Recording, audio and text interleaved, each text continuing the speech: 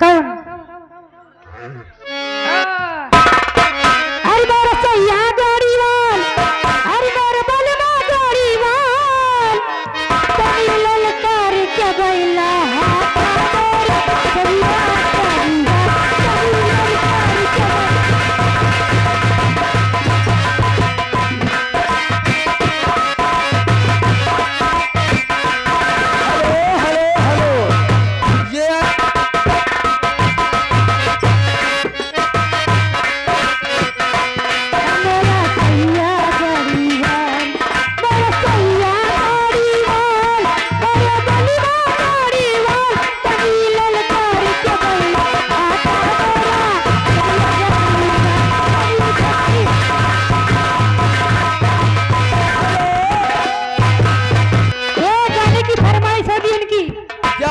जहर खाना मगर दिल लगाना। फरमाइश तो नहीं कहे, बताए नहीं तुम भुला गए।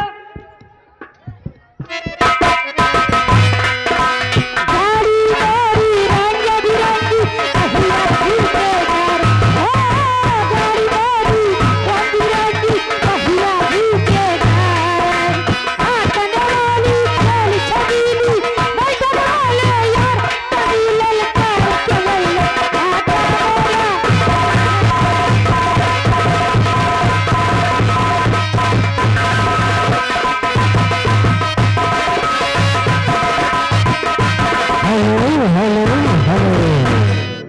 हाँ, ये आ गए हमारे आदरणीय श्री राजेंद्र सिंह ड्राइवर साहब, ग्राम राय पटोरी, ग्राम चतुर दौलत निवासी।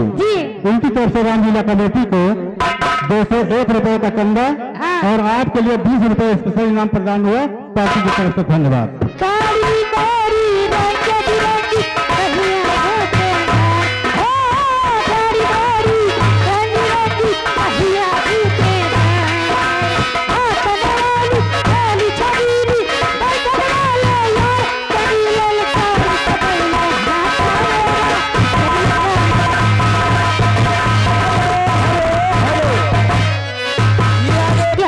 ₹151 का चंदा प्रदान हुआ।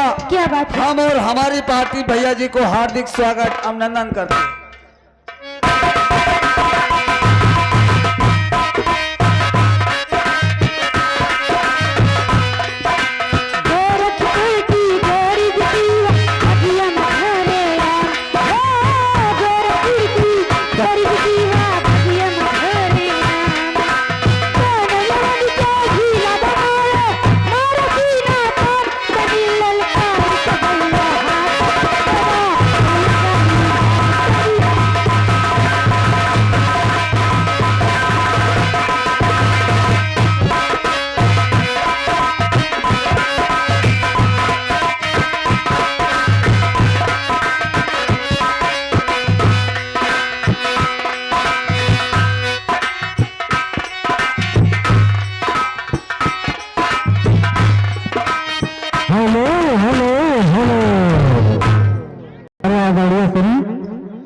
खाना मगर दिल लगाना नहीं, लेकिन कैसे है?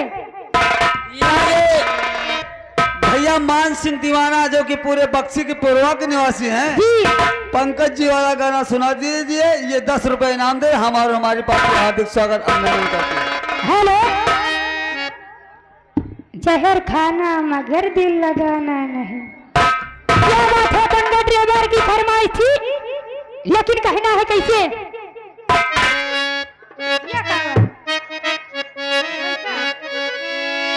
यानी कि स्पेशल धन्यवाद है।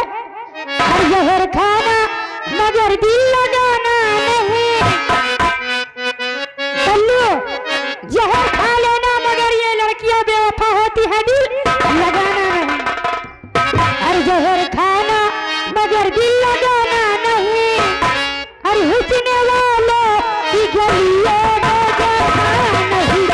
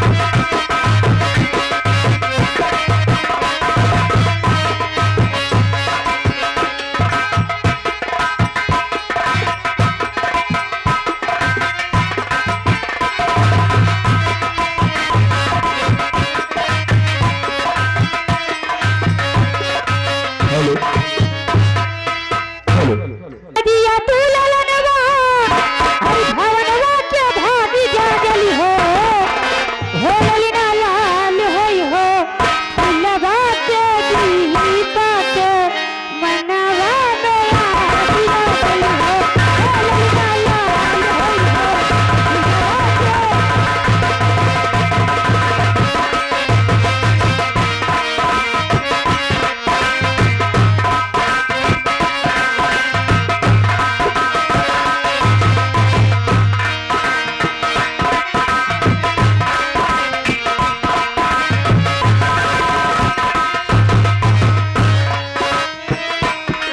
जिसको दे दिया तू ललनवा भवनवा के भागी जागली हो ललिना लाल होई हो लवा के दीपा के मनवा में आगी जागली हो ललिना लाल होई हो